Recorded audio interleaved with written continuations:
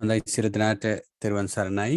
අපි ගිරිමානන්ද සූත්‍රයේ මේ තියෙන මේ දස සංඥාව ගැන මේ පොඩ්ඩක් මෙනෙහි කරලා බලමු.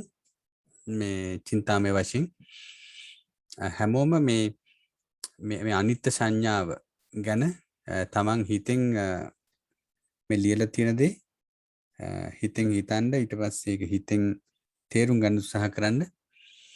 මේ අනිත්‍ය සංඥාව වඩන්නේ මෙන්න මේ ආකාරයට. තමන්ගේ රූපය අනිත්‍යයි. වේදනාව අනිත්‍යයි. ඒ කියන්නේ මේ රූපය කියලා කියන්නේ මෙතනදී මුළු ශරීරෙම අනිත්‍යයි කියලා අපි දකින්න ඕන, හිතන්න ඕන. දැනට චින්තාමය වශයෙන් එහෙම කරමු.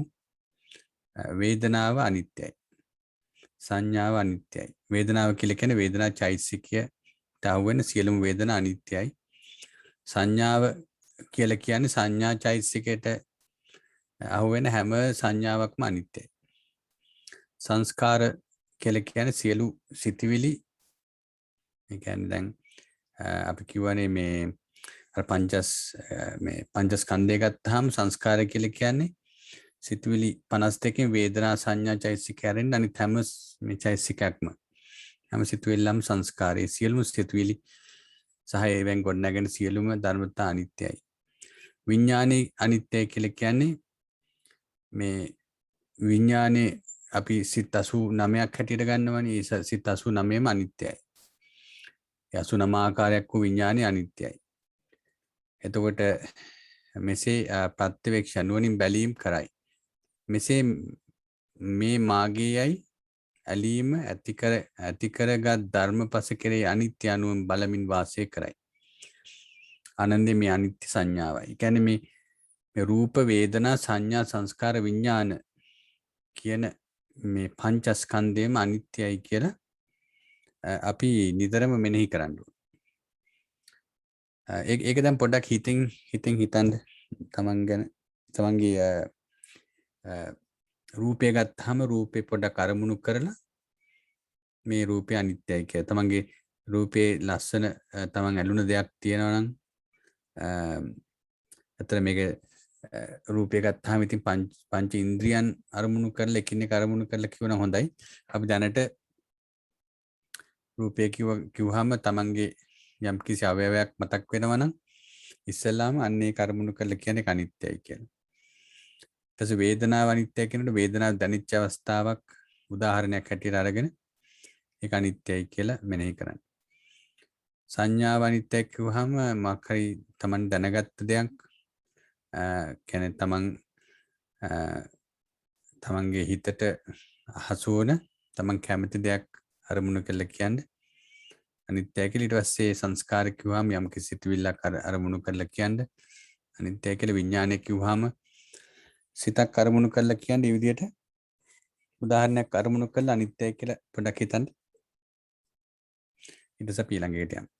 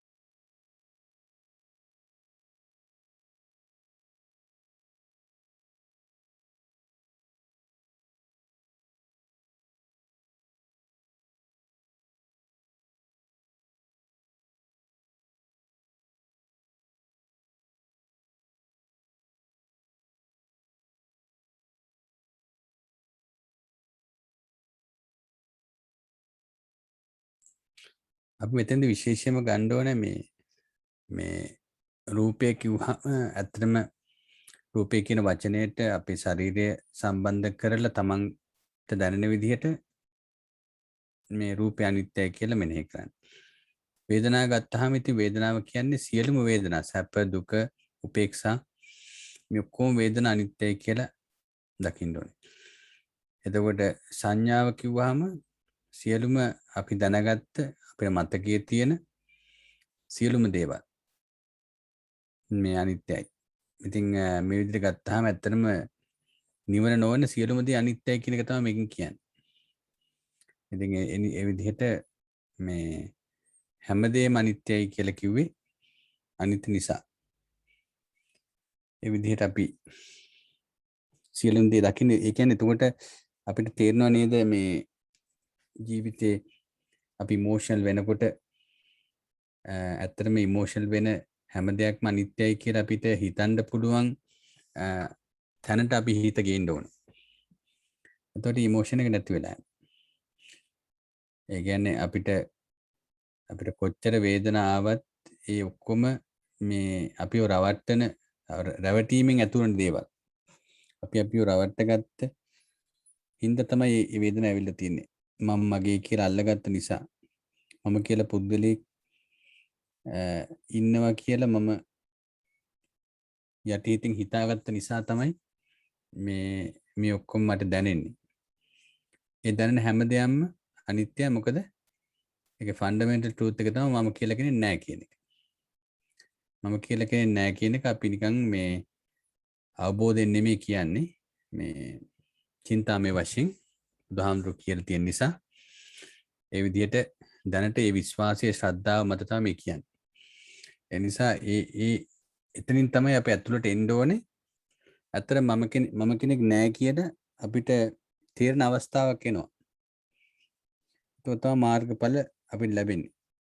ඉතින් ඒ තැනට එනකන් බුදුහාමුදුරුවෝ මේ විසින් දේශනා කළ තියෙන ධර්මයේ සත්‍යයි. ඉතින් ඒ සත්‍ය තුලින් අපිට මේ කියලා දීලා තියෙනවා මේ හැමදේම වෙනස් වෙන සුළි. හැමදේම ভাইබ්‍රේෂනල් එනර්ජි වලින් තමයි ඇතිලා තියෙන්නේ. හරියට නිකන් හිතා ගන්නකො මේ හැම දෙයක්ම ලෙගෝ වලින් හදපු දේවල් කියලා. දැන් අපි දන්නවා ලෙගෝ කියන ධර්මතා බොරු දේවල්. කියන්නේ ඒවා මේ human constructions කියලා. ඒවා කිසිම මේ සත්‍යයක් නෑ. ඒවා නිර්මාණය කරන දේවල් වලට අපි රැවටිලා ඒවට ඇලුම් කරනවා. විශේෂයෙන් ළමයි එහෙම ගත්තාම ඒ වගේ ඒ විදිහට මේ මුළු ලෝකෙම ලෙගෝ වලින් හැදලා තියෙනවා. ඒ හැදලා තියෙන ටොයිස් වලට පණ දීලා තියෙන. හරියට නේ අර ආටිෆිෂල් ඉන්ටෙලිජන්ස් වලින් හදපු රොබොට්ස්ලා වගේ. ඒගොල්ලෝ ස්වභාවයෙන් මේ ෆන්ක්ෂන් වෙනවා. යම් දේවල් ඒගොල්ලෝ මේ ඔටෝමැටිකලි තමන් ප්‍රෝග්‍රෑම් කරලා තියෙන විදිහට කරනවා. දැන් අපි කියන මේ පුද්ගලයා කියන සත්වයාත් ප්‍රෝග්‍රෑම් කරන්න අවශ්‍ය දේවල් දීලා තියෙනවා. ඒ කියන්නේ එයාට මේ විඥාන දීලා තියෙනවා. එතකොට සිතුවිලි දීලා තියෙන බන් සිතුවිලි වල කම්බිනේෂන්ස් කොච්චර ඇති කරගන්න පුළුවන්ද කියලා. සිතුවිලි වල කම්බිනේෂන්ස් 89ක් ඇති කරගන්න පුළුවන්. මේ අපේ සිතුවිලි 52කින් කම්බිනේෂන්ස් 89ක් ඇති කරගන්න. ඉතින් රොබොට් කෙනෙක් හදනවා සිතුවිලි 52ක් දීලා සිත් 89ක් ප්‍රෝග්‍රෑම් කරලා මෙන්න මේ විදිහට සිත් පහළ වෙන්න ඕනේ. මෙන්න මේ සිතුවිලි අඩංගු කරමින් කියලා කෙනෙක් විසින් මේ සිස්ටම් එකක් හදලා තියෙනවා. ඒ ධර්මතාව වලින්ම තමයි ඒක හැදලා තියෙන්නේ. ඉතින් මේ විදිහට හදපු ධර්මතාව වලින් හදපු රොබොට් මේ කියලා දෙනවා. ඔයා ඇත්තටම මේ රොබොට් කෙනෙක්. ඔයා රියල් පුද්ගලෙක් නෙමෙයි. හරියටම අර පොනෝකියෝ වගේ. මේ ඉතින් එයා කන්ස්ට්‍රක්ෂන් එකක් විතරයි. ඉතින් ඒ කන්ස්ට්‍රක්ෂන් එකට කියලා දෙනවා මේවෙන් හැදෙන වේදනාවලට ඇලෙන්න එපා. මේවෙන් හැදෙන සංඥාවලට ඇලෙන්න එපා. ඔය සිතුවිලි වලට ඇලෙන්න එපා. විඥාණයට ඇලෙන්න එපා. රූප වලට ඇලෙන්න එපා. මේ ඔක්කොම අනිත්‍යයි, දුකයි, අනාත්මයි කියලා මේ අවබෝධ කරගන්න පුළුවන් ක්‍රමයක් තියෙනවා. ඒ අවබෝධ වුණාට පස්සේ ආට තේරෙයි එතකන් ඒවට ඇලෙන්න එපා කියලා මේ විදිහට මේ උපේක්ෂාවෙන් ජීවත් වෙන්න. ඒක තමයි වාගේ ගෝල් එක. ඒක තමයි වාගේ මේ චැලෙන්ජ් එක ජීවිතේ. කියලා දෙනවා මේ ධර්මතාවලින්. ඉතින් එහෙම වුණාට පස්සේ අපි දැනගන්න ඕන මේ ඇලිලා ඉන්න කට්ටියත් එක්ක ඉන්නකොට මේ ධර්මතාව මෙනෙහි කරමින් ජීවත් වෙන්න. එතකොට අපි ඒගොල්ලොත් එක්ක මේ ඇලෙන්නේ නැතුව ගැටෙන්නේ නැතුව අපේ හිත ආරක්ෂා කරමින් ජීවත් වෙන්න. නැත්තරම මේ ජීවිතය කියන්නේ ගේම් එකක්. ඒක කන්ස්ට්‍රක්ෂන් එකක්. ඉතින් ඒක මේ බුදුහාමුදුරුවෝ තමයි මාස්ටර් ප්‍රෝග්‍රෑමර්. ඒ කියන්නේ මේ බුදුහාමුදුරුවෝ තමයි මේ මුළු කන්ස්ට්‍රක්ෂන් එක හදලා තියෙන විදිය නුවණින් දැකලා මිනිස්සුන්ට අනුකම්පාවෙන් මිනිස්සුන්ට ඒකට ගැලවෙන්න පුළුවන් ක්‍රමය කියලා දුන්න එකම පුද්ගලයා. අනිත ඔක්කොම කට්ටිය කියන්නේ ඒක මැනේජ් කරගෙන ඉන්න කියන එකයි. මේ තලවල මේ ප්‍රෝග්‍රෑම් එකේ තියෙන රූල්ස් ෆලෝ කරමින් ජීවත් වෙන්න කියලා තමයි අනිත් හැම ආගමකම කියලා දෙන්නේ. බුදුහාමුදුරුවෝ විතරයි කියන්නේ මේකෙන් ගැලවෙන එකම මාර්ගය. ඒ කියන්නේ මේකේ අපි අනන්ත වාරයක් සැරිසරලා තියෙනවා මේ විදිහට. ඉතින් මේ හැම ලෝකෙකම රූල්ස් පද්ධතියක් තියෙනවා. දැන් මේ තලයේ තියෙන රූල්ස් පද්ධතිය තමයි සල්ලි හම්බ කරමින් මේ තමන්ට ජීවිතයට සැප දෙමින් ජීවත් වෙන්න කියන එක. ඉතින් ඒක කරන්න ඉගෙන ගන්න ඕනේ. ඒක යම් දේවල් කරන්න ඕනේ. ඉතින් ඕම කර ඉන්නකොට මේ එතනින් දෙයක් කියන්නේ එහා හිතන්න දෙයක් මේ වෙලාවක් නැහැ මේ පුද්ගලයන්ට. ඉතින් අපි දැනගන්න ඕනේ ඒවත් මේ මධ්‍යස්තව කරමින් මේ ධර්මතාවයත් ප්‍රැක්ටිස් කරමින් මේ වලෙන් ගොඩෙන් මේ සංසාරේ බැඳ තබන මේ තණ්හාව නැමැති මේ වඩුව විනාශ කරන්න. ඉතින් ඒ විදිහට කරන්න මේ බුදුහාමුදුරුවෝ අපිට දෙන මයින්ඩ්සෙට් එක තමයි මේ කියලා දෙන්නේ. අනිත්‍යතාවය නිතරම මෙනෙහි කරන්න. අපිට වේදනාවක් ආවත් ඒක අනිත්‍ය විදියට දකින්න. මොකද ඒක කන්ස්ට්‍රක්ෂන් එක ප්‍රතිඵලයක්. එතකොට අපි මේ සංඥාව කියලා කියන්නේ අපේ හිත තුළ ඇතිවන මේ සිතුවිලි 50. එතකොට මේ සංඥාව කියලා කියන්නේ සිතුවිල්ල තුළින් අපි දකින්න අපි අඳුනගන්න දේවල්. සංස්කාර කියලා කියන්නේ අනිත් සිතුවිලි 50. මේ විදිහට විස්තර කරපු විදිහට අපි අපේ perception එක වෙනස් කරගන්න ඕනේ මේ ශරීරය දිහා බලලා. මේ ශරීරය තුල තියෙන මේ ධර්මතා දැනගෙන ඒ ධර්මතා මේ වලින් අපිව මේ අලවනකොට ඝට්ටණය කරනකොට අපිට නුවණින් මේ අනිත්‍ය සංඥා වඩන්න අපිට පුළුවන්කම තියෙන්න ඕනේ. ඒකින්ද මේ විදිහට අනිත්‍ය සංඥාව තේරුම් ගන්න අනිත්‍ය සංඥාව වඩනකොට ඇලීම ගැටීම නැති වෙලා යනවා. ඒ විදිහට තමයි අපේ perception එක අනිත්‍ය පැත්තට හරව ගන්න පුළුවන්. ඒත් අනාත්ම කියලා කියන්නේ මෙතන ඇත්තටම පුද්ගලෙක් නැහැ කියන එකයි. මෙතන මම මගේ කියලා ගන්න දෙයක් නැහැ. ඒක බලන්න කියනවා මේ ඇහැ මේ මගේ නෙමෙයි කියන එක. මේ රූපය මගේ නෙමෙයි. මේ කන, ශරීරය, ඒ වගේම නාසය, දිව මේ ඒවට අහුවෙන ධර්මතා ඒ ඇහැට වර්ණය වගේම කනට ශබ්දය ඒ වගේම දිවට ටේස්ට් එක රස නහයට සුවඳ මේ ඔක්කොම මගේ නෙමෙයි. මොකද මම මගේ කියලා ගත්තාම තමයි ඒවා විඳින්න ඒවත් එක්ක ඒවා හොඳද නරකද කියන නිගමනට එන්නේ. මේක මගේ නෙමෙයි නම් ඒවට ප්‍රශ්නයක් වෙන්න බෑ. ඒවා Tamanට දැනෙන්න විදිහක් නැහැ. ඒව ගැන හිතන්න අවශ්‍ය නැහැ. ඒ වගේම සිතත් අනාත්මයි. සිතත් මගේ නෙමෙයි. සිතට වැටහෙන ධර්මතා අනාත්මයි කියලා තමන් කල්පනා කරනවා. ඒ කියන්නේ මේ විදිහට මානසිකත්වය ඇති කරගන්නකොට මේ ඉන්ද්‍රියන් 6 අරමුණු කරනවා. ඊට පස්සේ ඉන්ද්‍රියන් 6ට අහුවෙන රූප ධර්මතා සහ නාම ධර්මතා මේ ඒවත් මගේ නෙමෙයි කියලා තම මෙනෙහි කරනවා. මේ විදිහට කරනකොට තමන්ගේ attachment එක තවත් ආකාරයකින් නැති වෙලා යනවා.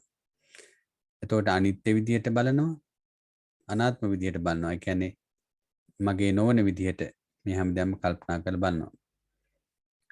ඊට පස්සේ කියන මෙසේ තමා තුළ පිහිටියා වූද බැහැර සිටියා වූද සසර දික්කන ධර්මයන් කෙරේ අනාත්ම අනුව බලමින් වාසය කරයි. ආනන්දේ මේ අනාත්ම සංඥාවයි කියනු ලැබේ. ඒ විදිහට නිකන් ඉන්නකොට අපි මේ වැඩක් නොකරන වෙලාවක අපි මේ විදිහට අපේ ඉන්ද්‍රියන් පහ අරමුණු කරලා එමේ ඉන්ද්‍රියන් 6 අතර මනසත් එක්ක අරමුණු කරලා මේ මගේ නෙමෙයි කියන සංඥා වෙන විදිහට ඒව මෙනෙහි කරනවා. ඒව වෙන්වෙන්ව අරමුණු කරන්න හේතුව තමයි මේව ඔක්කොම එකට ගත්ත නිසා තමයි මගේ කියලා මට දැනෙන්නේ. මේ ඔක්කොම එක ගුලියක් වගේ අපි ගිලලා තියෙන නිසා තමයි මේක මගේ කියලා අපිට තේරෙන්නේ.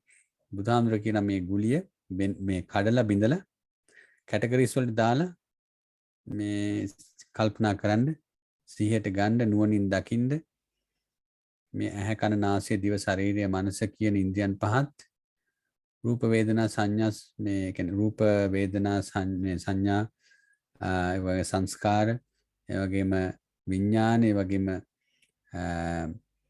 මේ ශබ්ද ගන්ධ රස ස්පර්ශ කියන මේ ධර්මතාත් මගේ නෙමෙයි. ඒවා තනි තනිවම පවතිනවා. ඒ කියන්නේ මම කියලා ගත්තාම ඒ ගුලියක් වගේ මට දැනෙනවා. ඒ නිසා මම මුලා වෙනවා ඒවට මෝහය නිසා. ඒ තුලින් තමයි මේවට මම ඇලෙන්නේ ගැටෙන්නේ කියන එක. ඒ මෝහය බිඳ දානවා මේ විදිහට හිතනකොට.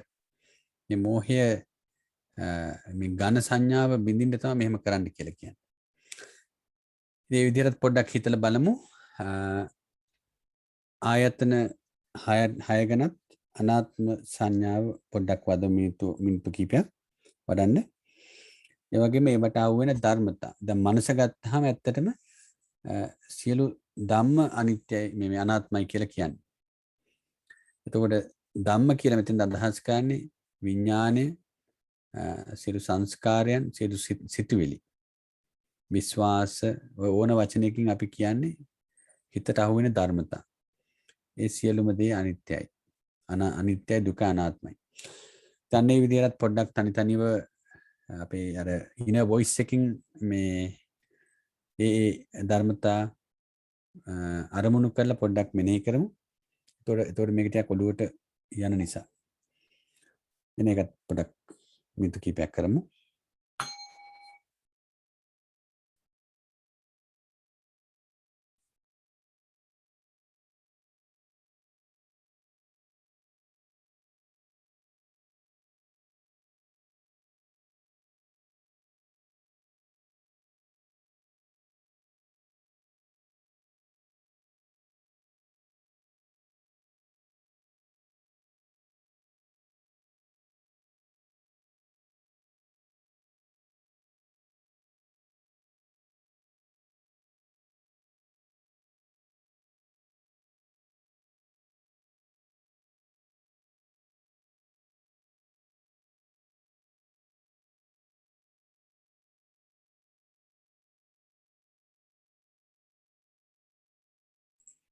මේ අනාත්මයි කියන වචනේ අපිට එච්චර මේ පැහැදිලි නෑ. ඒ නිසා මගේ නොවන මගේ නෙමෙයි කියන වචනේ නැත්නම් වෙනත් Tamanට හොඳට දැනෙන වචනයක් පාවිච්චි කරන්න තේරුම ඇතු.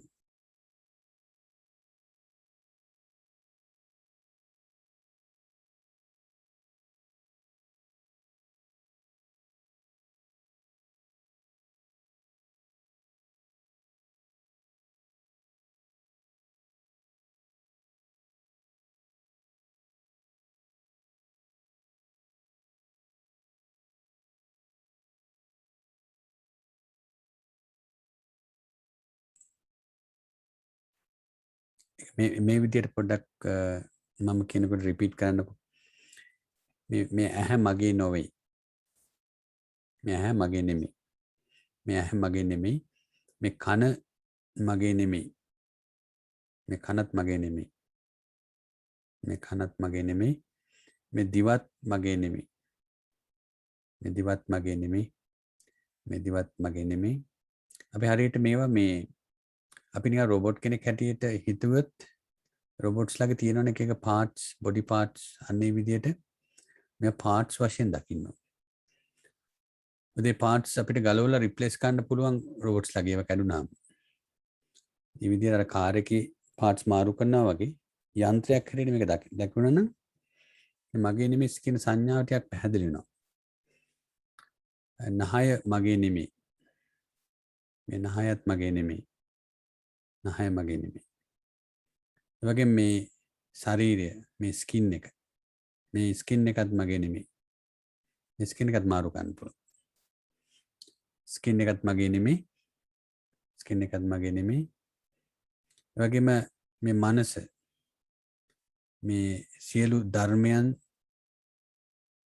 අලවන ස්වභාවයෙන් යුක්ත මනසත් මගේ නෙමෙයි. මනසත් මගේ නෙමෙයි. මනසත් මගේ නෙමෙයි. ඒ වගේම මේ හැට අහුවෙන මේ ධර්මතා, වර්ණ ධර්මතා මගේ නෙමෙයි.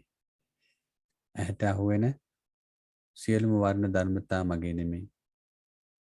වර්ණ ධර්මතා මගේ නෙමෙයි. ඒ නිකන් බාහිර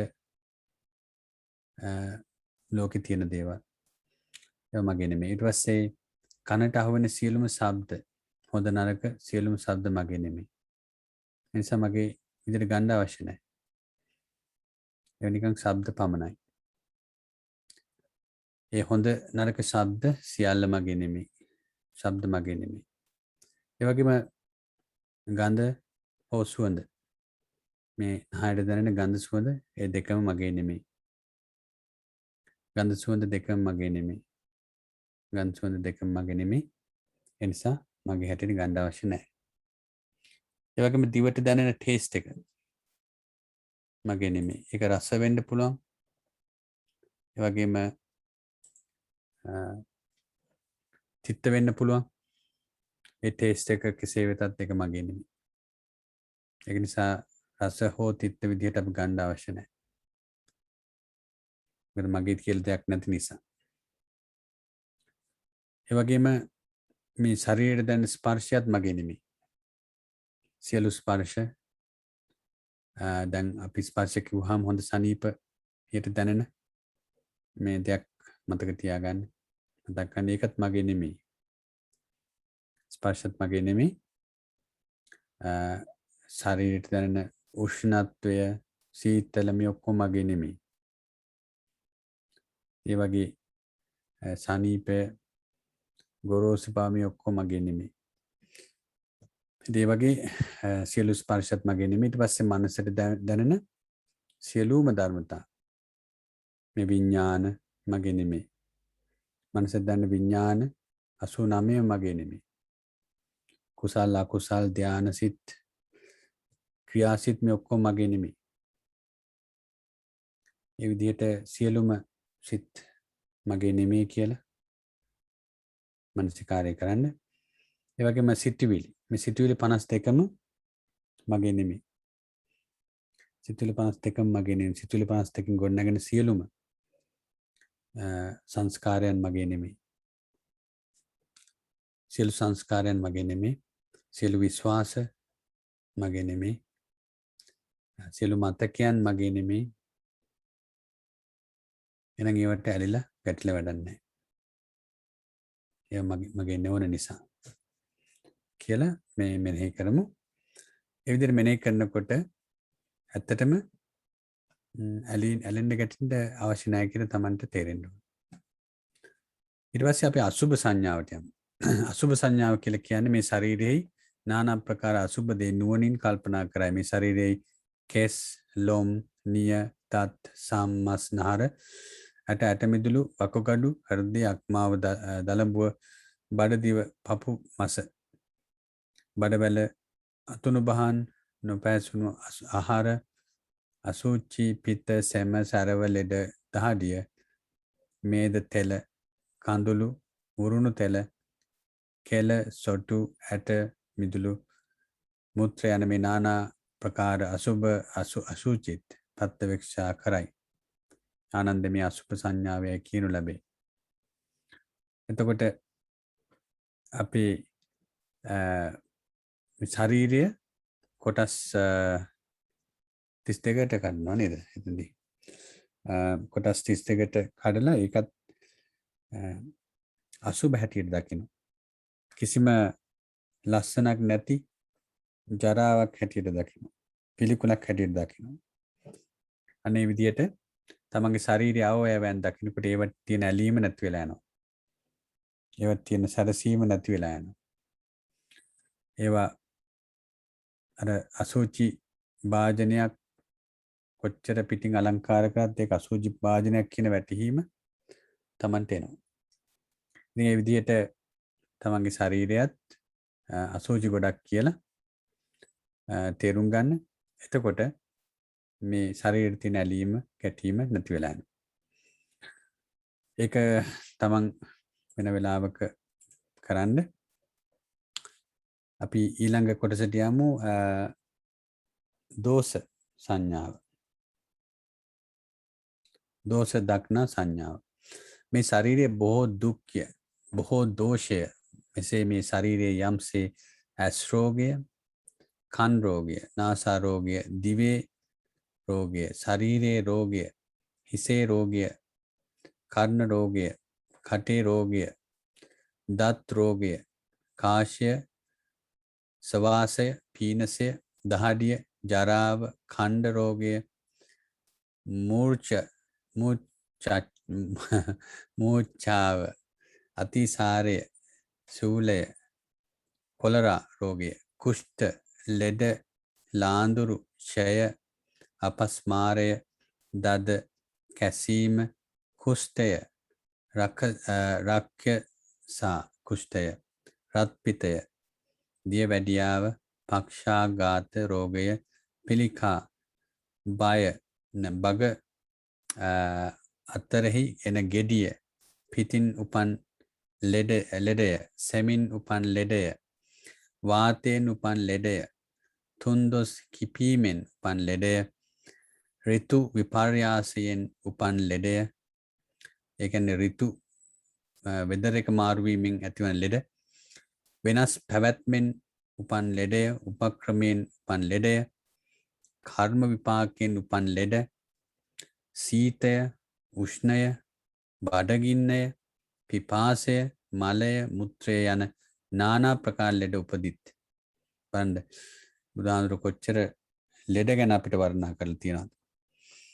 ඉතින් ඒ කාලේ තිබිච්ච දැනගන්නත් බැරි සමහර විට තිබිච්ච ලෙඩ ගැන දේශනා කරලා තියෙනවා. ඒ ලෙඩ මේ ශරීරයට ඇති වෙන්න පුළුවන්. එහෙම ඇති වෙච්ච කට්ටිය ඉන්නවා. මේ ඔක්කොම ලෙඩ එක ශරීරයක නැති වුණත් ඒ probability එක තියෙනවා. ඒ නිසා මේ ශරීරයේ දෝෂ සහිතයි. දුක් සහිතයි. එතකොට එහෙම ශරීරය මේ දුකක් හැටියට ගන්න ඕන. දුක්ඛ සත්‍ය කියලා කිව්වේ ওই නිසා තමයි.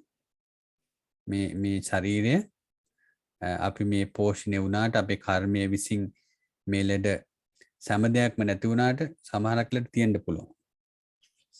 ඉතින් සෙම මාරු එතකොට ඔය ඍතුවෙන් මේ වෙනස් වීමෙන් ඇති වෙන ලෙඩ අපිට තියෙන්න පුළුවන්. ඉතින් මෙසේ මේ ශරීරෙහි දෝෂය අනුව බලන සුළුව වාසය කරයි.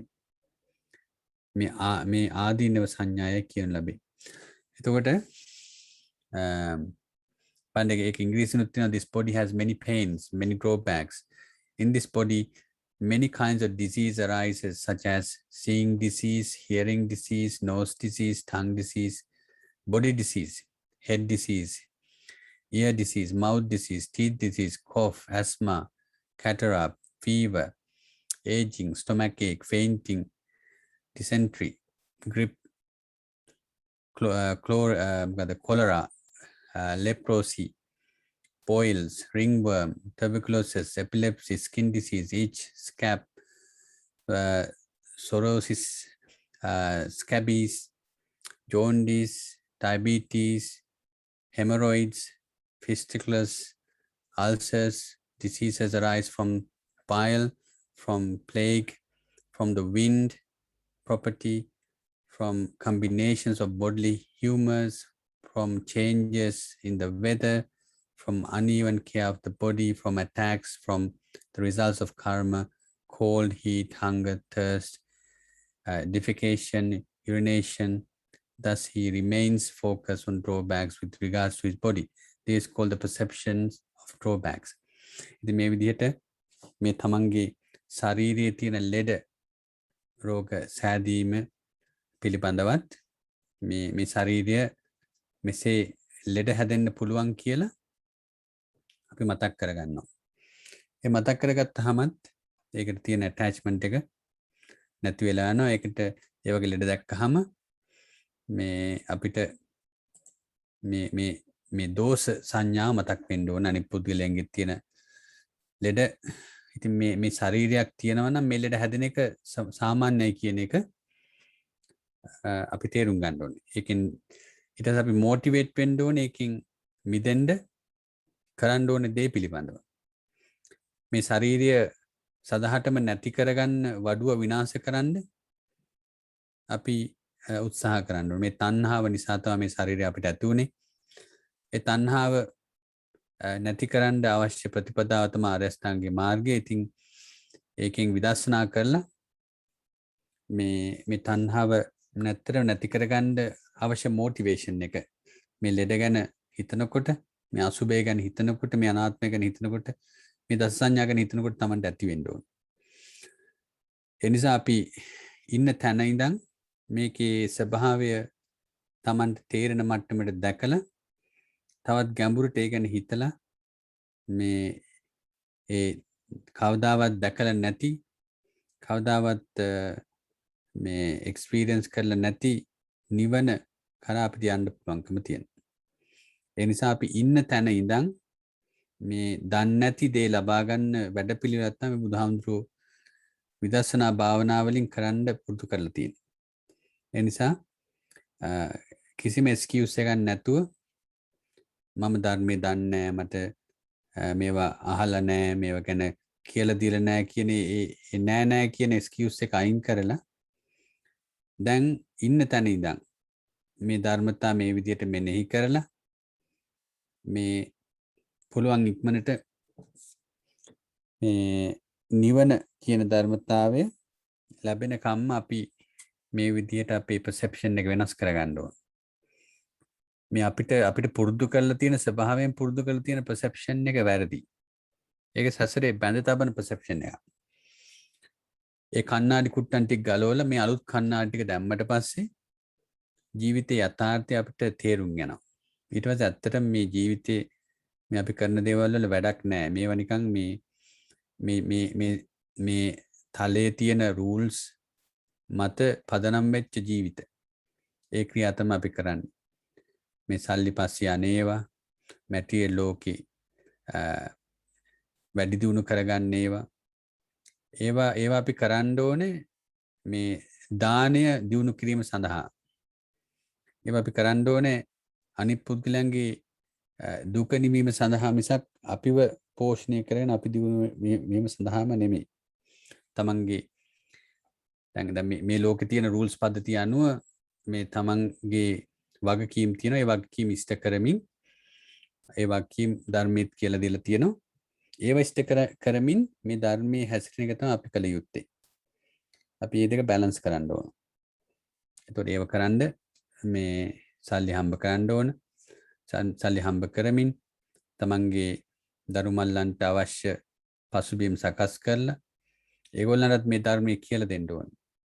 ඒගොල්ලන්ගෙත් ළමයින්ටත් ඒ ධර්මයේ කියලා දෙන විදිහට ඒගොල්ලන්ගේ এডুকেෂන් එක සකස් කරමින් මේ ජීවිතේ බැලන්ස් මධ්‍යස්ථ ජීවිතයක් ඒගොල්ලන්ටත් ඇති කරගන්න කියලා දීලා තමන් මේ මාර්ගයේ අනේක තමයි තමන් කළ යුත්තේ. ඒ විදිහට කරනකොට මේ තමන්ගේ වගකීම ඉෂ්ට කළා වෙනවා. විශේෂයෙන්ම තමන්ගේ දෙමව්පියන් ඉන්නවා නම් දෙමව්පියන්වත් මේ මාර්ගයට යොමු කරන්න ඕන. ඒගොල්ලන්ව නිවන් දක්වන මාර්ගයට යොමු කරන එක මේ ළමයින්ගේ වගකීමක්. මේ අපිට ඒගොල්ලන්ගෙන් තියෙන ණය නිදහස් වෙන්න කරන්න පුළුවන් හොඳම දේ නිවනට යොමු කිරීම. මේ මාර්ගයට යොමු කිරීම. ඉතින් ඒ වගේම තමන් ආදරය කරුණාව දක්වන කට්ටිය ඉන්නවා නම් ඒගොල්ලන්වත් මේ මාර්ගයට ගැනීම තමයි නියම ආදරය කියලා කියන්නේ. නියම කරුණාව කියලා කියන්නේ. ඒ කියන්නේ කෙනෙකුට සත්‍යයකට දෙන්න පුළුවන් උපරිම සැප තමයි නිවන. ඒ නිවනට යොමු කරන්න පුළුවන් නම් කෙනෙක්ව ඒක තමයි නියම මේ කියන්නේ සම්මාදිට්ඨිය යොමු කිරීම තමයි නියම කල්යාණ මිත්‍රයා කළ යුත්තේ. ඉතින් ඒක අපි දන්න තරමින් අපේ ජීවිතවල ඉන්න අපි ආදරය කරන කට්ටියට කියලා දෙන්න ඕන. තමනුත් මේ මාර්ගය යමින් ඒගොල්ලොත් හැදගෙන යන්න උත්සාහ දරන්න ඕන. අන්තිමට මේ ගමන යන්නේ තනියමම. ඒකත් මතක තියාගන්න ඕන. මේ ඒ නිසා තමන් මේ මාර්ගය යන එක තමයි ප්‍රධාන වෙන්නේ. නැත්තම් අර අනුන්ගේ හරක් දක්වනවා වගේ තමයි උදාහරණයක් කියලා තියෙන්නේ. තමන්ට වැඩක් කරගන්න නැතුව අනිත් පුද්ගලයන්ට මේ වැඩක් කරන්න උත්සාහ කරන එක විතරක් නෙමෙයි මේ කළ යුත්තේ. තමනුත් මේ මාර්ගේ යමින් තමයි ඒ දේ කළ යුත්තේ. ඒක අහන්න නැත්නම් ඉතින් තමන් ඒ මාර්ගය යන එක තමයි කළ යුත්තේ. ඒ නිසා ඒ විදිහට මේ තේරුම් ගන්න. එතකොට මේ දස සංඥාවල දුරු කරන සංඥා මොකක්ද කියලා බලමු. දැන් අර අසුභ සංඥා වැඩුවා වගේ මේ දෝෂ සංඥාවත් තමන් නිතර මෙනෙහි කරන්න බලන්න. දුරු කරන සංඥා මේ විදිහයි. මේ ශාසනයේ මහානතම උපන් කාම සිතිවිල්ල නොයිවසයිද අත්හරීද දුරු කරයිද කෙලවර කරයිද අභාවයට පමුණුවයිද උපන් ක්‍රෝධ සිතිවිල්ල නොයිවසයි අත්හරි දුරු කරයි කෙලවර කරයි අභාවයට යවයි උපන් හිංසා සිතිවිල්ල නොයිවසයි අත්හරි දුරු කරයි කෙලවර කරයි අභාවයට යවයි උපන් ලාමක අසුභ ධර්මයන් නොයිවසයි අත්හරි දුරු කරයි කෙලවර කරයි අභාවයට යවයි අනන්ද මේ දුරු කරන සංඥාවයි කියනු ලැබේ. මේ ශාසනයේ මහානතෙන් උපන් කාම සිතුවිල්ල නොයිවසයි. ඒක මට තේරෙන විදිහට මේ තමන් කාම ආශාව කියලා කියන්නේ ලෝභය. ඒතකොට ලෝභය තියෙනවනේ මේ වස්තුන්ට. එතකොට නොයිකුත් මේ අසකරනාසය දිව ශරීරයේ පිනවන් තියෙන ආශාව එයා අත්හරි. අත්හරින්න මේ විදිහට ඒක අසුභය දකින්නවා, දෝෂය දකින්නවා, ඒකේ අනිත්‍යතාවය, දුක්ඛතාවය, අනාත්මතාවය දකින්නවා. ඒ විදිහට දැක්කහම මේක මේ ඉවසගෙන ඉන්නේ ඒක ඔස්සේ යන්නේ යා ඒක දුරු කරන්නමයි උත්සාහ කරන්නේ, අත්හරින්නම උත්සාහ කරන්නේ, කෙලවර කරන්නම උත්සාහ කරන්නේ. ඒක අභාවයට පමුණුවයිද? ඒක නැත්තරම නැති කරයිද? ඒ වගේ මේ විදිහට මේ ඒ කාම සිතුවිල්ල ඒ වගේම ද්වේෂ සිතුවිල්ල ඒක පස්සෙම යනවා ඒක නැති කරන චේතනාවෙන් හැම ආකාරයෙන්ම. එතකොට මෙතනදි කියන්නේ මේ ලෝභය සහ ද්වේෂය කියන සිතුවිලි දෙක. උපන් ක්‍රෝධයත් එහෙමයි, උපන් කාමයත් එහෙමයි. උපන් හිංසා සිතුවිලි. හිංසාව කියන්නේත් ද්වේෂී ආකාරයක්. එතකොට හිංසා කරන්න තව කෙනෙක්ට රිදවන්න, තව කෙනෙක්ට වචනෙන් රිදවන්න, ක්‍රියාවෙන් රිදවන්න තියෙන මේ හිංසාව එයා ඉවසන්නේ නැහැ. එයා ඒකට ඉඩ දෙන්නේ නැහැ. එයා ඒක අත්හරිනවා. තමන්ගේ හිත තුලින්ම අත්හරිනවා. ඒක තමයි එයා ගන්න ලොකුම ජයග්‍රහණය. ඒ විදිහට හිංසා සිතුවිලි ඔය ඉරිසියා, ක්‍රෝධ, වෛර කියන මේ හිංසා සිතුවිලි එයා ඉවසන්නේ අත්හරිනවා, දුරු කරනවා. කෙලවර කරනකම්ම ඒක තමන්ගේ හිත පාලනය කරනවා මේ විදිහට අසුභ විදිහට දැකලා අනිත්‍ය විදිහට දැකලා මේ කියපු දස සංඥා පාවිච්චි කරලා එයා ඒකේ ඒ හිංසාවෙත් අභාවයටම යනකම් එයා ඒක මෙනෙහි කරනවා. ඊට පස්සේ උපන් ලාමක අකුසල ධර්ම කියලා කියන්නේ අර සිතුවිලි 14. ඉතින් ඒ 14 දැනගන්න එක අත්‍යවශ්‍ය වෙන්නේ අකුසල කියන ඒවා තේරුම. එතකොට තමයි දන්නවා. ඒක අඩුම ගානේ ඒ අකුසල 14වත් අපි ඉගෙන ගන්න ඕනේ කියලා කියන්නේ. එතකොට සිතුවිලි ගැන මේ නරක සිතුවිලි දැනගත්තාම ඊටු ටික හොඳයිනේ. ඒ නිසා නරක සිතුවිලි මොනවද කියලා අපි හැමෝම දැනගන්න ඕනේ. හරි පැහැදිලිව දැනගන්න ඕනේ. විස්තරාත්මකව දැනගන්න ඕනේ තමන්ගේ මේ හිතේ තියෙන නරක සිතුවිලි 14 මොනවද කියලා. මේ තියෙන 14 එතකොට මෝහය තමයි ප්‍රධාන. පවට බය නැතිකම, කියන්නේ මේ අකමැති ලැජ්ජ නැතිකම, පස්පවේ ඇලිලා ඉන්න, කිසිම ලැජ්ජාවක් නැහැ, කිසිම බයක් නැහැ. අහිරික අනුත්තප්ප එහෙමයි. උද්දච්ච කියලා කියන්නේ සිතේ විසිරීමේ ස්වභාවය. ලෝභය කියලා කියන අරමුණ ඇලෙන ගතිය. තිත්තිය කියලා කියන අරමුණ වර්ධවා දකින්න, ධර්මානුකූල නොවන විදිහට දකින්න ගතිය. මානිය කියලා කියන්නේ සිත අරමුණ වෙත යන සිත තමන්ම මැනගන්නා ගතිය. ද්වේෂය අරමුණ එපා වන අරමුණට කැමති නැති ගතිය. ඉස්සාව කියලා කියන්නේ අන් අයගේ හොඳ ගති, සැප සම්පත් නොයිවසෙන ගතිය. මච්චරේ කියලා කියන්නේ තමා සතු දේ අරමුණ වෙන කෙනෙකුට අයිති වනවාට ප්‍රයෝජන ගන්නවට අකමැති ස්වභාවය. කුකුච්චි කියලා කියන්නේ පසුතැවෙන ගතිය. තීන මිද්ද කියලා කියන්නේ සිතේ සහ චෛතසික වල තියෙන දුර්වල ගතිය. විචිකිච්ඡා කියලා කියන්නේ සැකය. මේ විදිහට මේ අකුසල චෛතසික තමන් සුල ඇති වෙනකොට ඒවා මේ ඉවසන්නේ, ඒවා හෙලා දකින්න, ඒවා අනිත්‍ය දුක්ඛ අනාත්ම විදිහට මේ දස සංඥා පාවිච්චි කරලා ඒවා දුරු කරනවා. ඒවා වෙනත් ක්‍රම වලින් දුරු කරනවා, විදර්ශනා භාවනා වලින් දුරු කරනවා. තමන්ගේ ප්‍රඥාව පාවිච්චි කරලා ඒවා එන්ටර්ටේන් කරන්නේ නැතුව ඒවා තමන්ගේ හිතින් දුරු කරනවා. මේ විදිහට දුරු කරන සංඥාව, හෙලා දකින්න සංඥාව අපි විශේෂයෙන් මෙනෙහි කළ යුතුයි. ඊට පස්සේ නොඇලෙන සංඥාව කියලා මෙතනදී අදහස් කරන්නේ මේ යම් මේ සියලු සංස්කාරයන්ගේ මැඩ පැවැත්මක් වේද, සියලු තෘෂ්ණාදී කෙලෙසුන්ගේ දුරු කිරීමක් වේද, යම් මේ සියලු සංස්කාරයන්ගේ මැඩ පැවැත්මක් වේද, කියන්නේ මැනේජ්මන්ට් එකක් වේද, සියලු තෘෂ්ණාදී කෙලෙසුන්ගේ දුරු කිරීමක් වේද.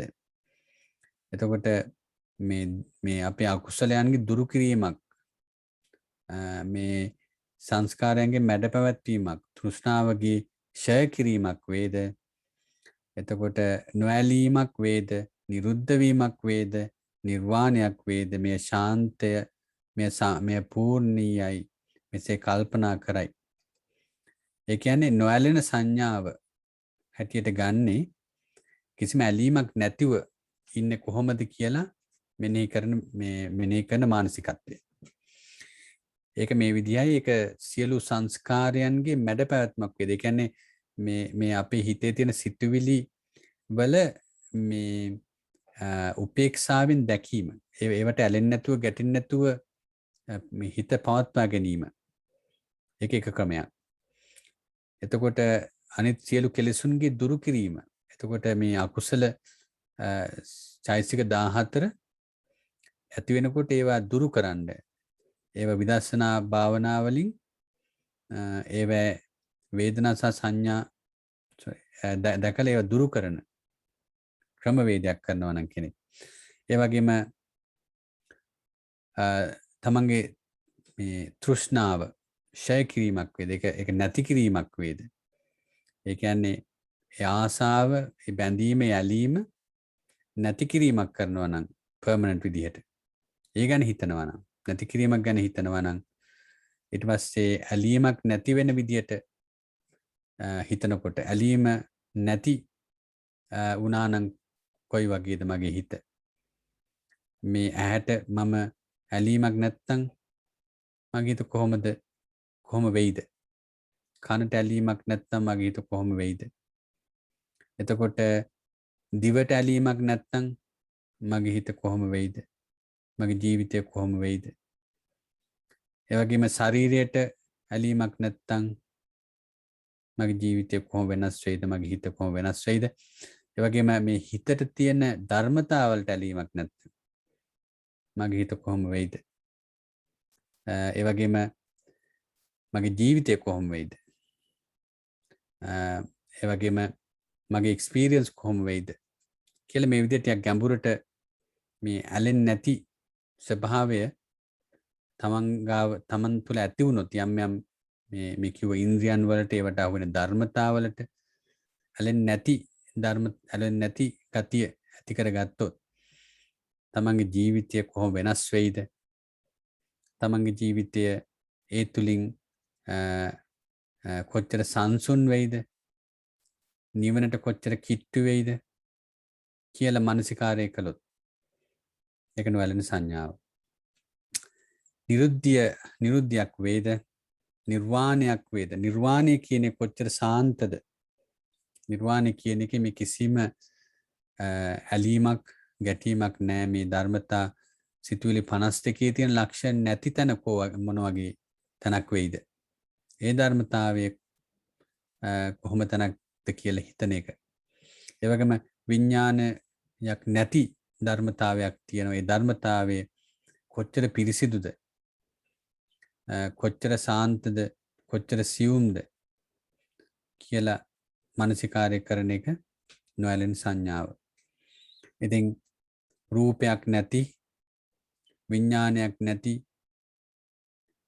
ඒ සිතුවිලි නැති තැන තියෙන ධර්මතාවය මොන වගේද කියලා අපිට හිතන්න පුළුවන්, අනුමාන කරන්න පුළුවන්. කොච්චර පිරිසිදුද?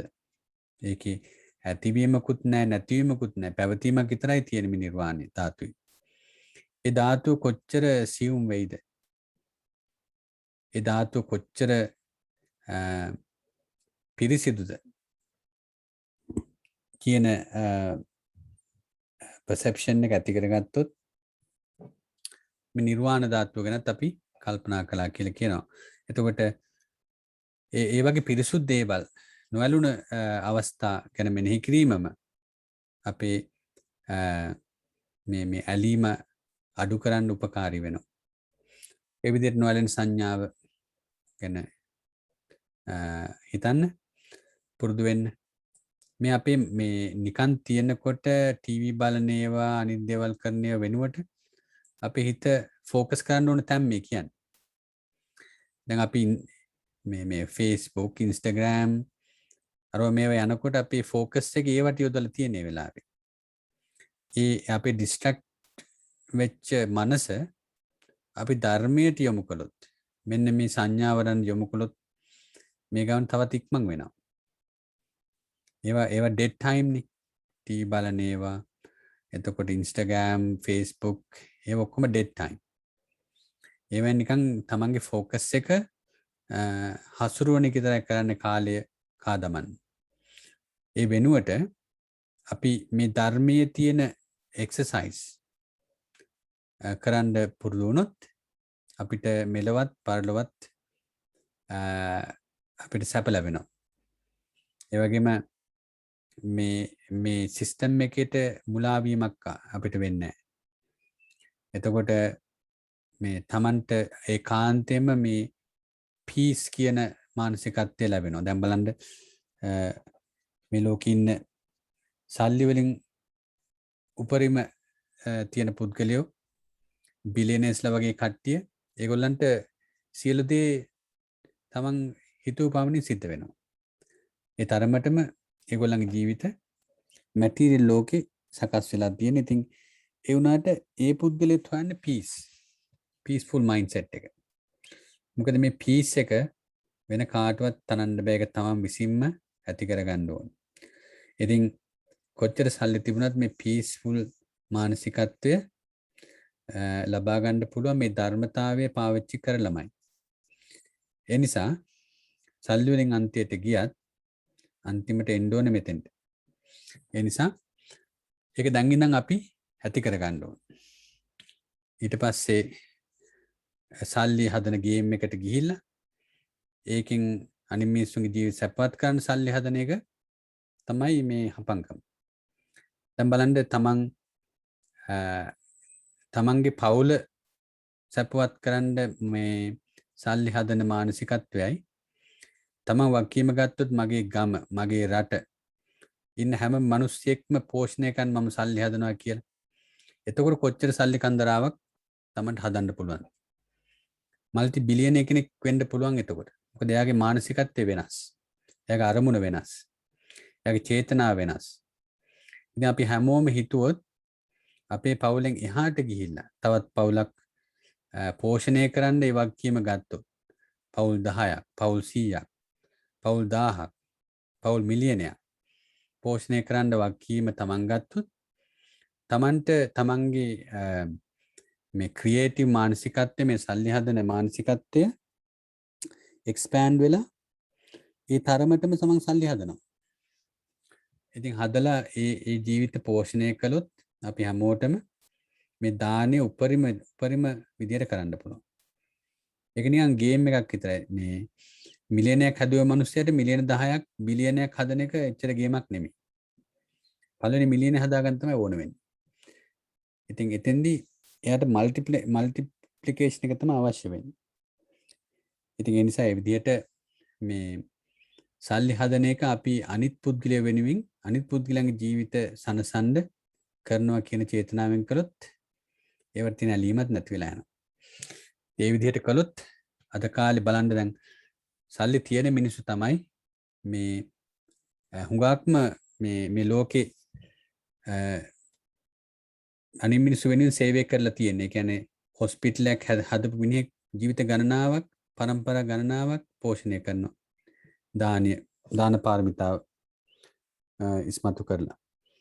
ඉතින් තම්බාන බිල් ගේට්ස්ලා එහෙම ඒගොල්ලෝ මිලියන ගණන් පාවිච්චි කළ ඒගොල්ලන්ගේ චැරිටි තුලින් ඔය කොලරා මැලේරියා වගේ ලෙඩ මේ අප්‍රිකාවේ ළමයින්ට මිනිස්සුන්ට මිලියන ගණන් මිනිස්සුන්ට මේ ඒගොල්ලෝ උදව් කරනවා.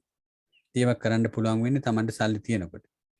ඒක නිසා මේ තමන් හිත මධ්‍යස්ථ කළාට පස්සේ මේ ලෝකේ අනිත් මිනිස්සුන්ට අපි උදව් කරන්න ඕන. එතකොට තියෙන තෘප්තිය ධර්මානුකූලයි. එතකොට තමයි ලෝභය නෙමෙයි මේ ප්‍රගුණ කරන කරුණාව, මෛත්‍රිය. ඉතින් මේ විදිහට ඒගොල්ලන් කිසිම දෙයක් බලාපොරොත්තු නොවි ඒක කරන්න ඕන. මොකද ඒගොල්ලොත් මේ ජීවිත සටනේ ඉන්න කට්ටිය. ඉතින් ඒ වයින් කිසිම දෙයක් බලාපොරොත්තු වෙන්න හොඳ නැහැ. නිවන ඊතරමයි බලාපොරොත්තු වෙන්න. අන්න ඒ විදිහට කරන කෙනාට අර ධර්මානුකූලව මේ තවත් තෘප්තිය සතුට විඳින්න පුළුවන්. අනිත් මිනිසුන් උදව් කරන මානසිකත්වය ඇති කරගත්තා පස්සේ. නැත්නම් අපි ඔක්කොම රැස් කරගෙන අන්තිමට you'll be the richest person in the graveyard වෙනවා. තණ්හාව නිසා. එහෙම වෙන්න ඕනේ අපි තමන් අනගාരിക ධර්මපාලතුමා වගේ උත්මයෝ කොච්චර දේවල් කරලා තියෙනවද එයාගේ සිස්ටම් එක තුලින් අදටත් මේ එයාගේ විෂන් එක තියත් කරලා තියෙන්නේ. එයා නැති වුණත් එයා සිස්ටම් එකක් හදලා තමයි මේ ලෝකෙන් ගිහිල්ලා තියෙන්නේ. ඒ වගේ අපිටත් පුළුවන්කම තියෙන්න ඕනේ සිස්ටම් එකක් හදලා charitable events charitable දේවල් කරන සිස්ටම් එකක් හදලා unlimited funds ඒවට එන විදිහට investments automate කරලා මැරෙන්න. ඒකෙන් කී දෙනෙක් එකෙන් බෙනිෆිට් කරනවා. ඒ කර්මය කොහොමද Tamanට දෙන්නේ? මම කියන්නේ කර්මය ගැන හිතලා ගන්න කියනවා නෙමෙයි. ඒ කියන්නේ Taman මේ නිවන් දැක්කේ නැතත් Tamanට ආයේ සංසාර ගණන් ඉතින් මේ ඒව කර්මය ලැබෙනවා.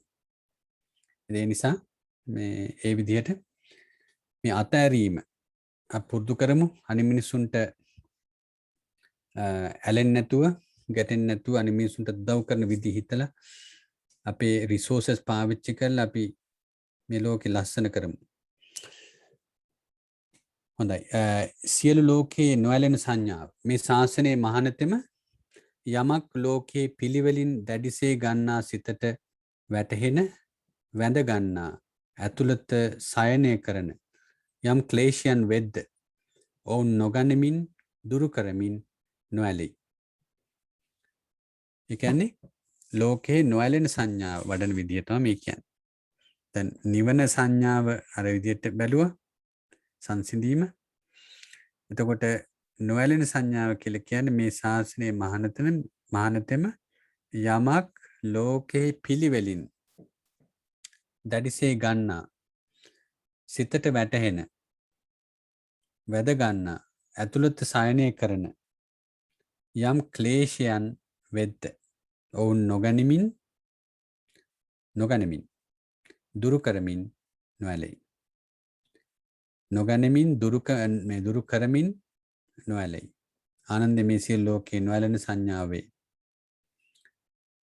අකේ මේ කුමාරයක ඒක පොඩ්ඩක් පැහැදිලි කරන්න. ඒක එච්චර ක්ලියර් මදි. මට තේරෙන විදිහට පුළුවන්ද? තෙරුවන් සරණයි මල්ලි. මට හිතෙන්නේ දැන් ඔය ඔතන තියෙන දෙක තුනක් හුඟක් එක ළඟින් යනවා. අර කලින් කියපු විරාග සංඥාව නොයලන සංඥාවයි ඔය නිවන සංඥාවයි මේ සබ්බ මේකට කියන්නේ මොකද්ද මේ සබ්බ ලෝකේ අනබිරත සංඥා කියලා නේද කියන්නේ ඔය ලෝක ඒ නේද? ඔව් පාලි වචනේ මට මතකයි යෝග හොඳට සබ්බ ලෝකේ අනබිරත සංඥා. ඒ කියන්නේ ඔය තුනම ඇත්තටම ඉතින් එකම දේ තමයි වෙනස් විදිහ වලින් කියන්නේ. විරාග සංඥාව කියන්නේත් ඒකම තමයි. නමුත් මෙතනදී විශේෂයෙන් මම හිතන්නේ කියන්නේ දැන් අපි ලෝකේනේ ජීවත් වෙන්නේ. ලෝකය කියන්නේ මේ අපේ අභ්‍යන්තර ලෝකයයි බාහිර ලෝකයයි අපි ගන්න සියලුම එක්ස්පීරියන්සස් ටිකටනේ ලෝකය කියන්නේ. ඔව්. එතකොට මේ අපිට සියලු පේන ඇහෙන ඔක්කොම දේවල්නේ. එතකොට මේ ලෝකේ අපි ජීවත් වෙන ගමන් ඒකේ නොයැලෙන සංඥාව කියන එක තමයි මේකෙන් අදහස් කරන්නේ. විරාගයත් ඒකම තමයි.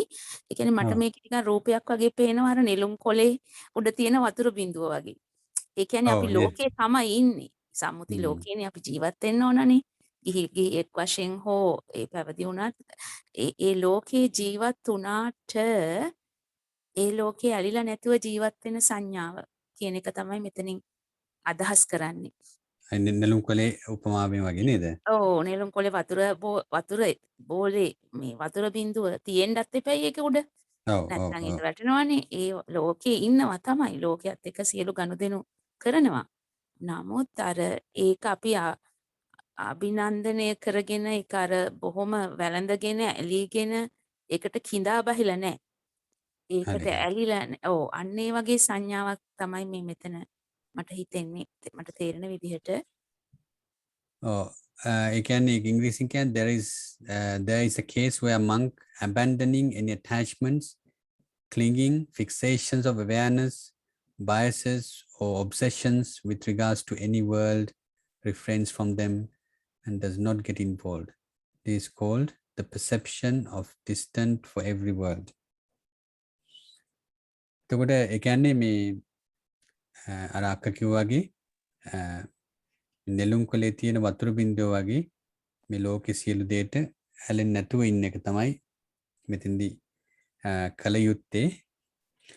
ඒ වගේම 9 වෙනි එක සියලු සංස්කාරයන් කරේ අනිත්‍ය සංඥාව.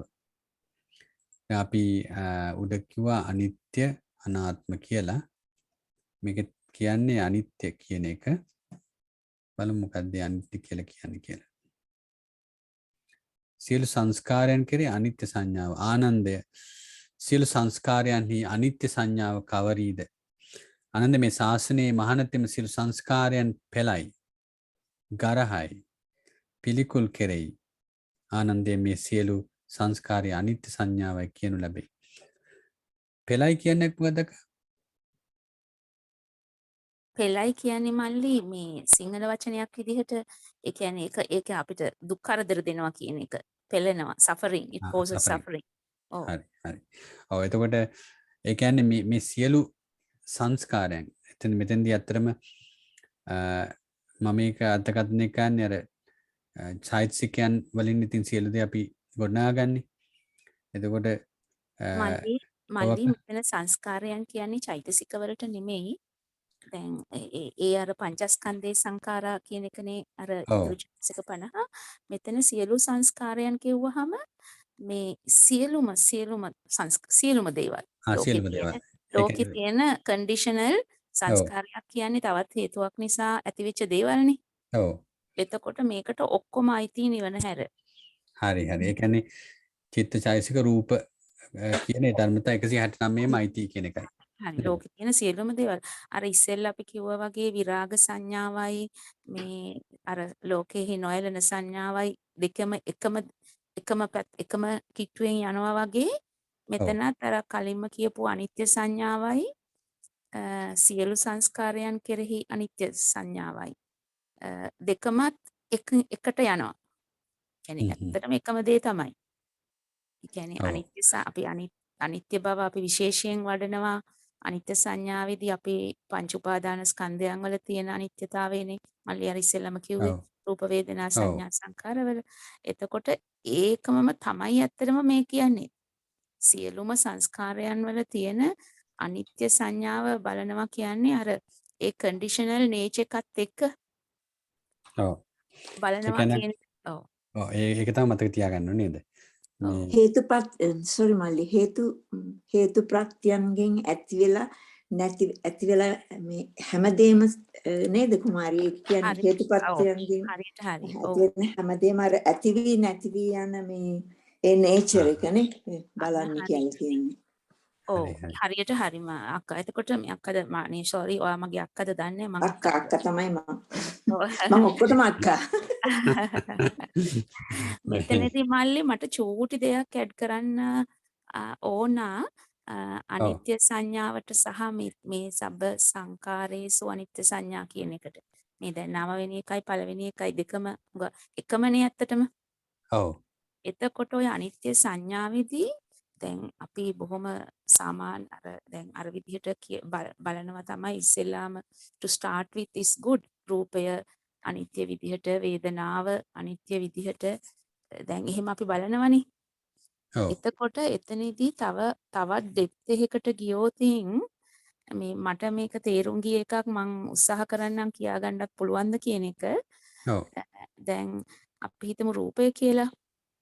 දැන් අපි රූපය ගත්තාම ඕනම රූපයක් වෙන්න පුළුවන් නේ සියලුම රූප තියෙන මේ material it can be anything පුටුවද ඔව් කොණ්ඩෙද නියපොත්තද ඕන එකක්. දැන් අපි ගමු කෙස් ගහ කියලා. දැන් එතකොට අපි හිතනවා දැන් මේ කෙස් ගහ මේ මගේ කොණ්ඩේ අනිත්‍යයි. නමුත් ඒ කියන්නේ ඇති වෙලා නැති වෙලා යනවා. නමුත් ඕකේ ඩෙප්ත් එකට ගියාම ඇත්තටම අර කෙස් අපි මේ රූපය කියන එක තියනවද කියන එක ප්‍රශ්නයක්. ඒ කියන්නේ තියෙන දෙයක අනිත්‍යම නෙමෙයි මෙතන හොඳටම ඩෙප්ත් එකට ගියොත් ඔව් මම කියන එක තේරුම් මට මං හරියට ඒක කියනවද දන්නෙත් නෑ. කට්ටියම බලන්න මල්ලි මේ මං කියන එක තේරුම් ගන්න පුළුවන්ද කියන එක හොඳයි මමත් ඒක තේරුම් ගන්න උත්සාහ කරන නිසා මම ඒක උත්සාහ කරන්නම් කියන්න පුළුවන්ද කියන එක. එතකොට අපි මේ දැන් තියෙන දේ දැන් අපි හිතමු කොණ්ඩේ කියලා. ඔව් දැන් මේ තියෙන කෙස් ගහේ අනිත්‍යතාවයත් බලන්න ඕන. ඒක පුළුවන් ඒක සුපර්ෆිෂල් විදිහට ඒක හොඳයි. නමුත් ඇත්තටම හොඳටම ඩෙප්ත් එකට ගියොත් කෙස් ගහ කියන එක අපි තියෙන දේ අනිත්‍යයට වඩා ඒ අනිත්‍ය කියන ගුණේ එතන ඒ දේ නැති බව දක්වන්නේ. ඒ කියන්නේ දැන් එතන තියෙන රූප කලාප ඇති වෙවි නැති වෙවිනේ යන්නේ. ඔව් ඒ එක ස්ටැටිකලි නැහැනේ එකක් තියෙනවා කියලා. ඔව් ඒ ඊළඟ ෂණේ තියෙන ඒ කෙස් ගහත් නෙමෙයි. දැන් ඒ වගේ අර තියෙන රූපයක අනිත්‍ය නෙවෙයි මේ අනිත්‍ය කම කියන්නෙම වෙනස් එතන වීම ඒක අන්න හරි එතන ඒක නැහැ කියන එකමයි. ඇත්තටම ඇති වෙවි නැති වෙවි යන බව. ඔව් ඒක අපිට සුපර්ෆිෂල් විදිහට බලන්න පුළුවන් ඕවර් ටයිම් අපේ කෙස් පැහෙනවා ඒ වගේම හැලෙනවා আদি වශයෙන් එහෙම ඒ තත්ත්වයටපත් වෙන්නේ එතන තියෙන වෙනස් වීමම ඒ නිසා. අනිත්‍යතාව නිසාමයි. අන්න ඔව් හරි. ඒ ඔව් කියන්නේ එතන මේ කියන්නේ එතන රූපය කියලා දෙයක් මේ මට කියන්නේ ඒක තේරෙන්නේ නැහැ. ඒ කියන්නේ ඒක තියෙනවා කියලා ගන්න බැහැනේ. දැන් ඔව් තියෙන රූපේ අනිත්‍යම නෙමෙයි. ඒක ඇත්තටම එතන නැහැ. අපි මේ නැති දේ ඒ කියන්නේ ඇති වෙවි නැති වෙවි වෙනස් වෙවීම යන ප්‍රවාහයක්නේ තියෙන්නේ. ඔව් ඇත්තටම මෙතන අපි අර දාපු වචනේ පමණයි තියෙන්නේ. ඒ අන්න වුණාට හරි. ඇත්තටම ඒකේ අන්ඩර්ලයින් අර ඔබ්ජෙක්ට් එක මේ නිතර වෙනස් වෙමින් පවතින්නේ නේද? අන්න හරි. අන්න ඒකම තමයි අනිත්‍ය ලක්ෂණය කියන්නේ. එතකොට දැන් අපි දැන් පුටුවක් ගත්තත් මේ ඉස්සරහා තියෙන පුටුවේ දැන් මේ අනිත්‍ය ලක්ෂණය කියන්නේ මේ තියෙන පුටුවක් වෙනස් වෙනවම නෙමෙයි. එතනේ නැතිවන ඇතිව නැතිව විපරිණාමය වෙවි වෙනස් වෙවි යනම ස්වභාවයම තමයි තියෙන්නේ කියන එක නුවණින් දකින්න ඕන. එතන වෙන්නේ මං හිතන විදිහට අර දැන් අපි 9th එක නේද මේ කියන්නේ අර මේ ඔව් සබ්බ සංකාරයේස එතන මේ මං හිතන අර මේ එතන අපි හිතන්නේ දැන් ඔය කුමාරි කිව්වා වගේ මෙන්ටල් ෆැබ්‍රිකේෂන් එකක් ගැන නේද අර අපි එතන හිතන්නේ අර කලින් එකේ අපි ඇත්තටම හිතන්නේ නම්බර් 8 වල අර එතන ඇත්තටම නාම රූප වශයෙන් ඒ තියෙන ඒවට තියෙන මේ අර ඩිස්ටේස්ට්ෆුල් එක ගැන නේද? එහෙම මට තේරුනේ ඒ විදිහයි. නම් ඒ 9 10 තියෙන වෙනස. විදිහට අර පළවෙනි 9 sorry 8යි 9යි මේ සබ්බ ලෝකේ අනබිරත සංඥා කියනකොට අර පංචස්කන්ධයට අයිති දේවල් අපි අර තණ්හා මාන දිට්ඨි විදිහට අපි ඒවා අල්ලා ගන්නවා.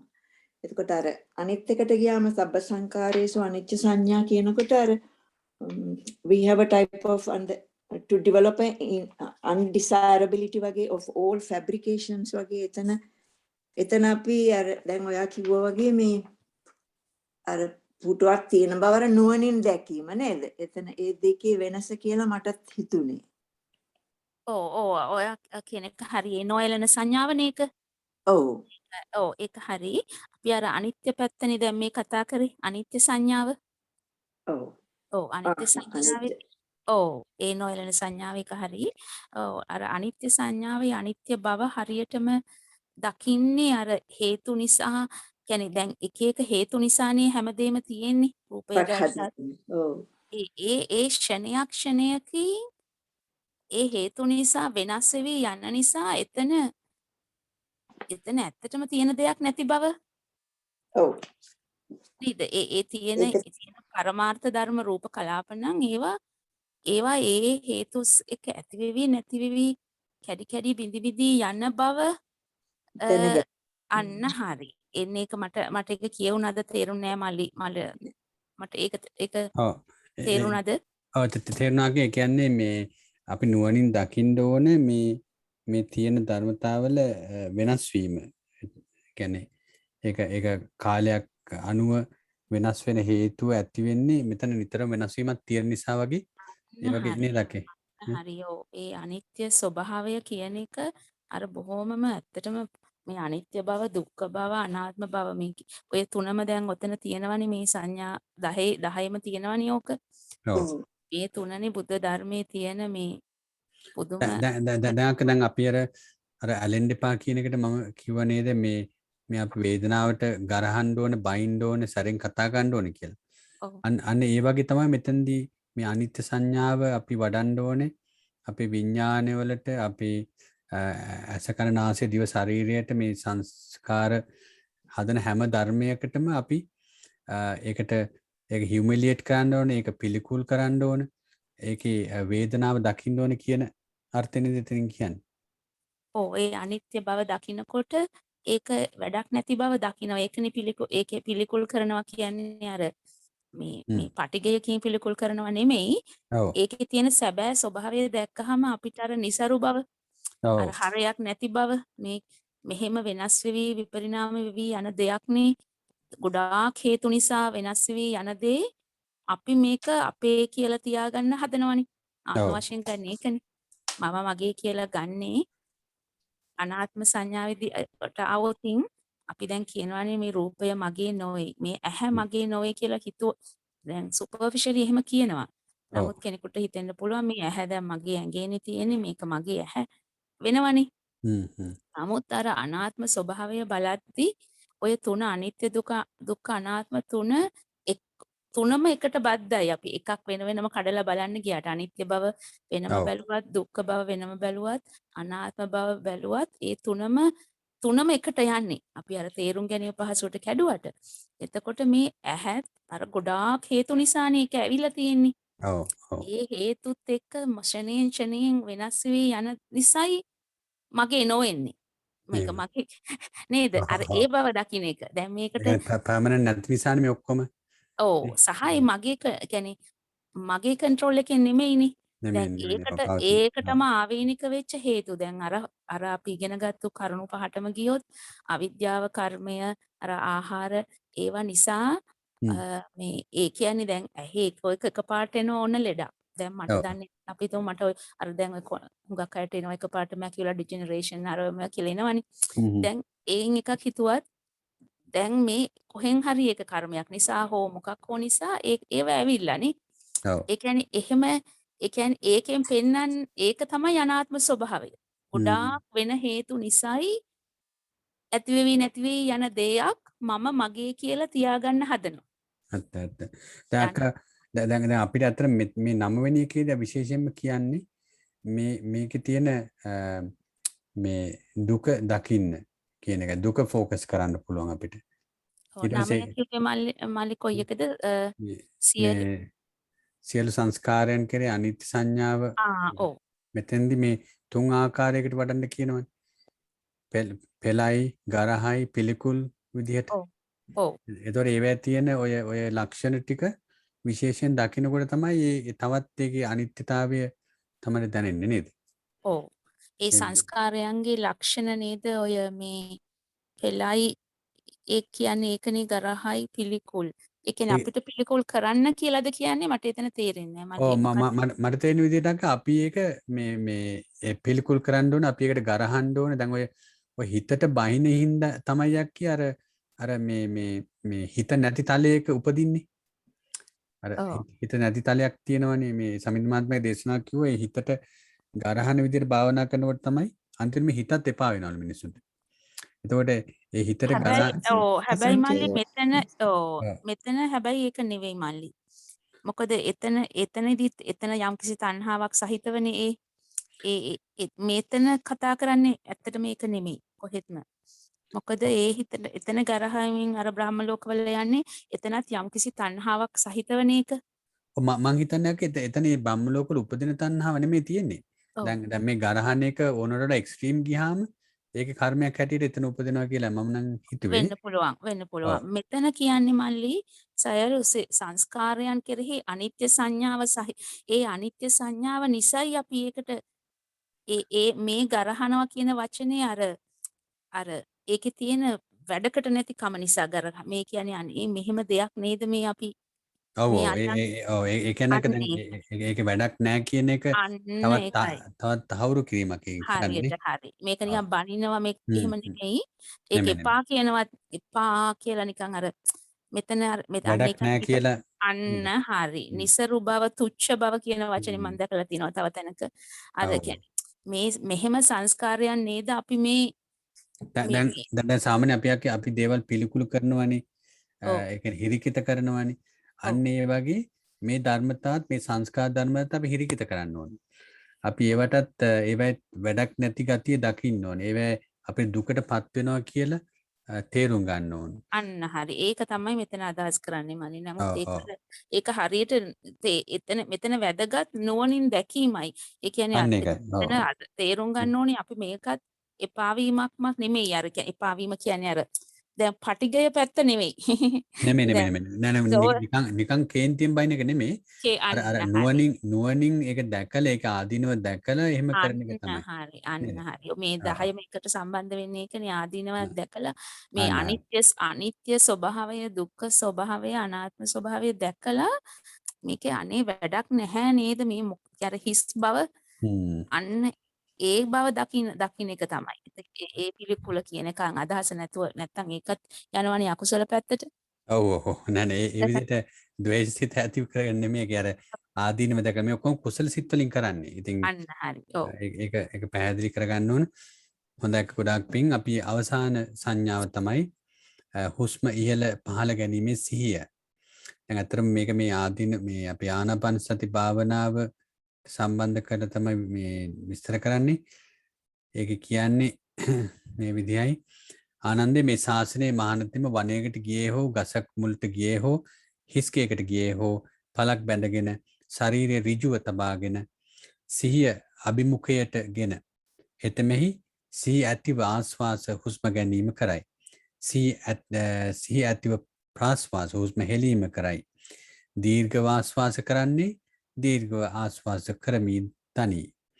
දීර්ඝ ප්‍රාස්වාස කරන්නේ දීර්ඝ ප්‍රාස්වාස කරමින් තනි. හුස්මව කියන්නේ කෙටියට ආස්වාස කරන්නේ කෙටියට ආස්වාස කරමින් තනි. කෙටියට ප්‍රාස්වාස කරන්නේ කෙටියට ප්‍රාස්වාස කරමින් තනි. සියලු ආස්වාස ප්‍රාස්වාස සමූහය දන්නේ ආස්වාස ප්‍රාස්වාස සියලු ආස්වාස ප්‍රාස්වාස සමූහය දන්නේ ආස්වාස කරමි හික්මෙයි. සියලු ආස්වාස ප්‍රාස්වාස සමූහය දන්නේ ප්‍රාස්වාස කරමි හික්මෙයි. කයේ ක්‍රියා කිරීමේ ශක්තිය මැඩ පවත්නේ ආශ්වාස කරමි හික්මේ. කයේ ක්‍රියා කිරීමේ ශක්තිය මැඩ පවත්නේ ප්‍රාශ්වාස කරමි හික්මේ. ප්‍රීතිය විඳින්නේ ආශ්වාස කරමි හික්මේ. ප්‍රීතිය විඳින්නේ ප්‍රාශ්වාස කරමි හික්මේ. සැපය විඳින්නේ ආශ්වාස කරමි හික්මේ. සැපය විඳින්නේ ප්‍රාශ්වාස කරමි හික්මේ. සිතේ රැස්කිරීම දන්නේ ආශ්වාස කරමි හික්මේ. සිතේ රැස්කිරීම දන්නේ ප්‍රාශ්වාස කරමි හික්මේ. සිතේ රැස්කිරීම මැඩ පවත්වන්නේ ආශ්වාස කරමි හික්මේ. සිතේ රැස්කිරීම මැඩ පවත්වන්නේ ප්‍රාශ්වාස කරමි හික්මේ. සිත දන්නේ ආශ්වාස කරමි හික්මේ. සිත දන්නේ ප්‍රාශ්වාස කරමි හික්මේ. සිත අතිශයෙන් සතුටු කරන්නේ ආශ්වාස කරමි හික්මේ. සිත අතිශයෙන් සතුටු කරන්නේ ප්‍රාශ්වාස කරමි හික්මේ.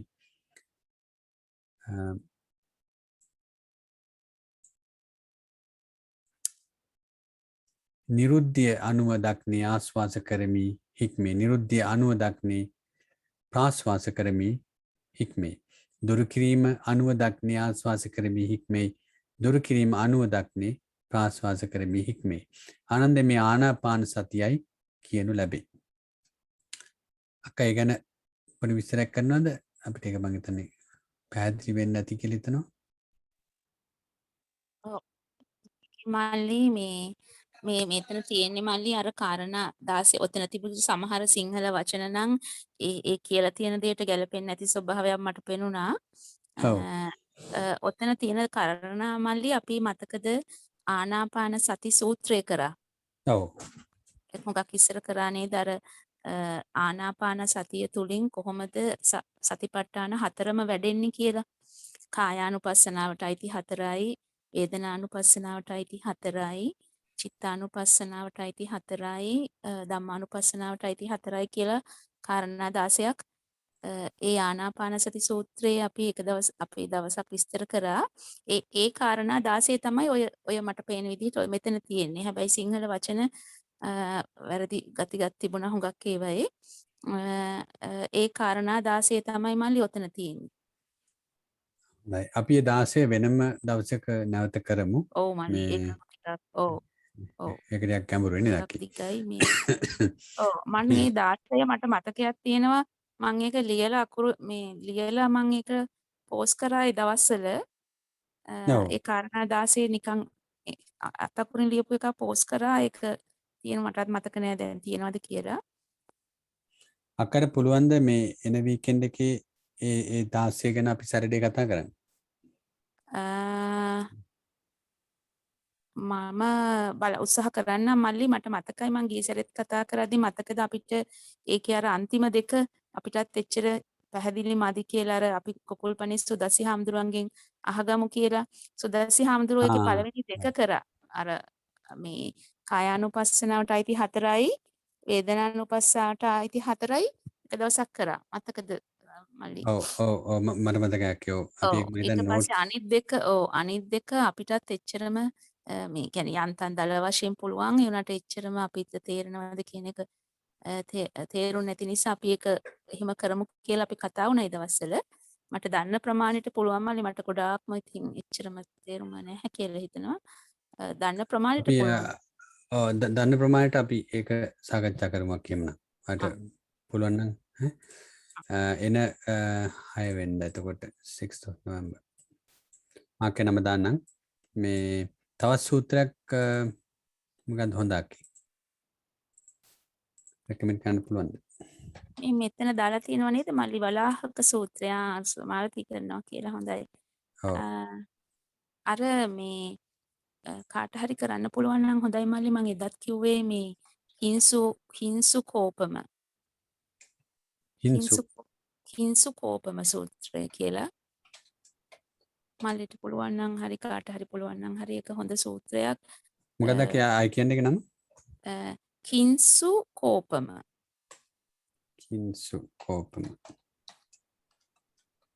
කුමාරි ඒක වලාහක වෙනුවට මම ඕනනම් කරන්න. ඇත්තටම ඒක හොඳයි. ඔව් ඒක හොඳයි මාලති. ඔව්. මට මේ ඒක ඔය මල්ලි දාන සූත්‍ර තියෙන තැන් කියවලා තේරුම් කරන එක නේද කරන් තියෙන්නේ. ඔව් අකේ. මේ ඒකේ බලමු එක තියනවද කියලා. මේ ඒක අක තියෙනවා මම. ඒක තියෙනවා මම දැක්ක මම එදා බැලුවා ඒක තියෙනවද කියලා. මේ කවුරු හරි හොඳ හාමුදුරු නමකගේ බණක් තියෙනවනොත් මට එහෙම හම්බ වුණේ නැහැ. හොඳ ස්වාමින් වහන්සේ නමකගේ බණක් තියෙනවා නම් අහගන්න පුළුවන් වුණොත් වඩා හොඳයි. මොකද ඒක ඇත්තටම ටිකක් අර අපි දැන් ඔය ඉගෙනගත්තු අභිධර්ම කාරණා අපේ දැන් අර මදුපිණ්ඩික සූත්‍රය වගේම අපි එදිනෙදා ඒ ප්‍රැක්ටිකලි කොහොමද ඒක හරි ලස්සනට පැහැදිලි කරලා තියෙනවා අර මං කිව්වේ අර නගරයක් අර මේ නගරේ ඒක සහවස්ස ඒක කිංසුපෝක්කමද සහවස්සන වගේ කන්නේ නේද කුමාරි? නෑ මාලති මේක මං එදා කියපු වචනේ වැරදි. මං එදා නගරෝපම ඇත්ත. කිව්වනේ. ඔව් නගරෝපම කියලා එකක් තියෙනවා. නමුත් මේක තමයි කිංසුකෝපම තමයි හරි වැරදි. කිංසුකෝපම ගොඩක් තියෙනවා හාමුදුරුවෝ බණට කියලා. මං ඒක කරන්න.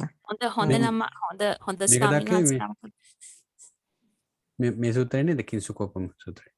ඔව්. හරි. මේකේ හොඳ ස්වාමීන් වහන්සේලගේ බණක් අහන්නත් පුළුවන් නම් හොඳයි මාලති අහලම ඒක සමස් කරගෙන කරොත් වඩා හොඳයි. මොකද ඒක හරි පැහැදිලි කරන විදිය හරි වැදගත්. ඒක හරියට හොඳට තියෙනවට බලන්නකො අපි කරනකොට තේරෙවි. මම හිතන්නේ මම සූත්‍රය අහලා තියෙනවා. අහලා ඇති ෂෝර් එකටම අහලා ඇති. අර නගරේ දොරටු ගාන කියන එක නේද? අන්න හරි ඔව්. කිංසුකෝපම සූත්‍රය දක්කේ. ඔව්. අර මැද මේ නගර හිමියා තමයි විඥාණය. ඒක අර එක පස්සේ අන්තිමට කියනවනේ දොරටු පාලයා තමයි සතිය. අර කොහොමද එක මැසෙන්ජර්ස්ලා එනකොට ඒක ශක්තිමත් කරගන්න හැටි නේද? සමත විදර්ශන ඒක බලන්නකො මටත් දැන් හුඟක් මතක මම හිතන්නේ මේ අක්කා මේ මාකලන්ද හාමුදුරුවෝ එහෙම මාංකඩවල හාමුදුරුවෝ කියලා තිබුණා. මට හිතන විදිහට මාංකඩවල හාමුදුරුවෝ හරි මේ කවුද මේ පිටිගල දෙන්නම කියන ගුණරත්න හාමුදුරුවෝත් කියනවා. පිටිගල ගුණරත්න හාමුදුරුවන්ගේ මට හිතෙනවා ඇති කියලා. ඔව්. පොඩි පොතක් හරි මොකක් හරි මේ ඉෂුව කරලා තිබුණා ඕක ගැන. මට මතකයි ඒක.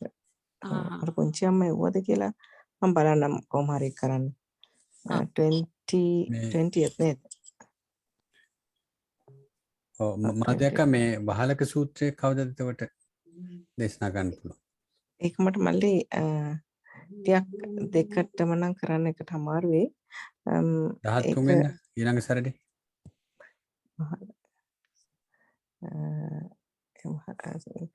ඒක සැටර්ඩේ වෙනකොට මල්ලි පොඩි වැඩ වගේක් තියෙනවා. පොඩක් ඉන්න බලන්න මගේ ටයිම් ටේබල් 12 මට 12ට මොකක් හරි විශේෂ වැඩක් තුනක් 13 මම කිංසුකෝපම එක දාන්න වහලක මම ටිකක් දෙකම කියවන්න වෙලා නැති මල්ලි. හොඳයි. අක්කා එනම් එකට දිනයක් දෙන්න. මේ ජානකී අක්කා මේ අනුරුද්ධ සූත්‍රය දේශනා කළාද? නැනේ තාම. අනුරුද්ධ සූත්‍රය මම තාම නෑ. මේ මල්ලි නංගී මේ සූත්‍ර දෙක දේශනා ගන්න තුන එක එන මාසෙට දාමු. මියුට් වෙලා හිටියේ සෝරි. අනුරුද්ධ සූත්‍රය තාම කරේ නැහැ. මං කිව්වේ මල්ලිට කවුරුත් නැති දවසකට ඩේට් එකක් දෙන්න මං කරන්නම් කියලා. අක මේ ඊළඟ වීකෙන්ඩ් ඊට පස්සේ වීකෙන්ඩ් එක පුළුවන්ද 9 වෙනිදා? සෝරි 9 වෙනිදා මේ 13. පුළුවන් මල්ලි. 13 දාන්න එකට. මේ තවත් කවුරු හරි සූත්‍රයක් බාර ගන්න කැමතිද?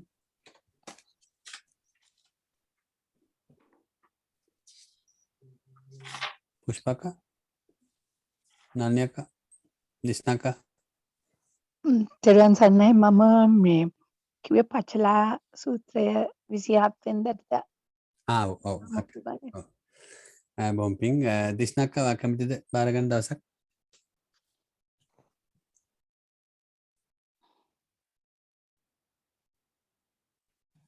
තෙරුවන් සරණයි මල්ලි මම සෝරි මියුට් කරලා හිටියේ මම මේ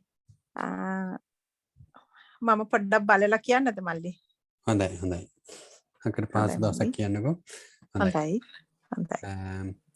ඊට පස්සේ නාලිනී අක්කා මල්ලි මම මේ තව සුමාන දෙකකින් ලංකාවට ගිහිල්ලා මාස 3ක් විතර එහෙ ඉඳලා එන්න තමයි බලාපොරොත්තු වෙන්නේ.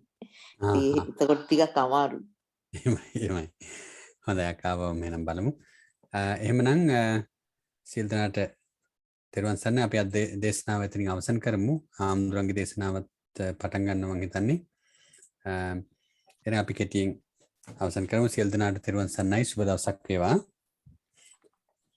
තෙරුවන් සරණයි. තෙරුවන් සරණයි මල්ලි. හැම දිනකටම සුබ දවසක් වේවා. තෙරුවන් සරණයි. සුබ දවසක් වේවා. තෙරුවන් සරණයි වේවා.